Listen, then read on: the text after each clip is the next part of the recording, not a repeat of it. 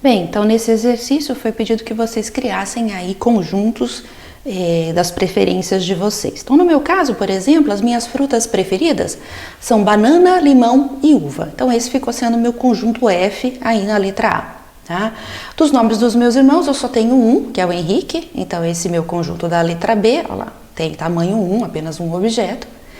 Nos meus apelidos nenhum, né? Melhor deixar assim, na verdade, tá? Então, no meu caso, lá, meu conjunto de apelidos é um conjunto vazio, tá certo? Então, é um conjunto desprovido de elementos, não tenho absolutamente nenhum apelido, tá bom? Na letra D, né? O melhor time de futebol do país, também acho que não tem dúvida, né? Todo mundo gabaritou aqui igual a professora, né? O Timão, apesar de ter perdido aí recentemente aí o campeonato para um timinho assim chamado Palmeiras, né? Mas tá lá o Timão, melhor time de futebol do país, tá certo? E o conjunto dos números primos positivos. O que acontece aqui? A gente sabe que o primeiro primo positivo é o 2, depois a gente tem o 3, o 5, o 7, o 11 e assim por diante, né? Esse é um conjunto que eu não sei até onde ele vai. Então, quando para representar isso, nós podemos usar esses 3 pontinhos aí de reticências, tá? Para dizer que esse conjunto continua. Outros conceitos importantes aí sobre os conjuntos, nós vamos falar agora sobre a pertinência a um conjunto, né? Então, cada objeto do conjunto, nós dizemos que ele pertence ao conjunto. E esse objeto que pertence ao conjunto, ele também pode ser chamado de membro ou elemento do conjunto, tá? Então, objeto, membro ou elemento são todos sinônimos que nós usamos aqui para falar que um determinado objeto faz parte de um conjunto. Nós usamos o símbolo desse E redondinho aí para denotar a pertinência de conjuntos. Então, a expressão X pertence a A, né, significa que esse X aí é o elemento do conjunto A. Nós lemos assim, como pertence. O oposto para dizer que um elemento não faz parte de um conjunto é esse E cortado, né, traçado aí. E nós dizemos então que o X não pertence a A, quando ele não é elemento do conjunto.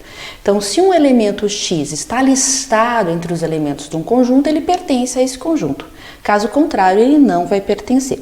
Vejam que esse está listado não necessariamente é explicitamente, porque se um conjunto é infinito, por exemplo, se nem todos os elementos dele estão listados, mas você consegue identificar que conjunto é esse, então explicitamente o elemento pode não fazer parte, mas dada a recorrência, a característica de agrupamento dos elementos do conjunto, sim, ele faz parte daquele conjunto, tá?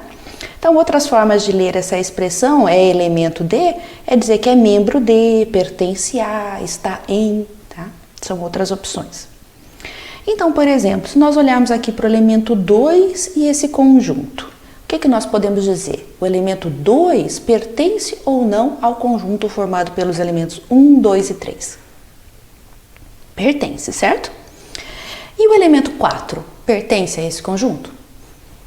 Não pertence. Tá certo? Aqui é muito fácil de ver porque os elementos estão listados explicitamente, tá? Mas como eu disse, nem sempre isso vai acontecer. Então é importante determinar qual é o agrupamento daqueles objetos para saber se um objeto genérico ou um objeto qualquer faz parte ou não daquele conjunto.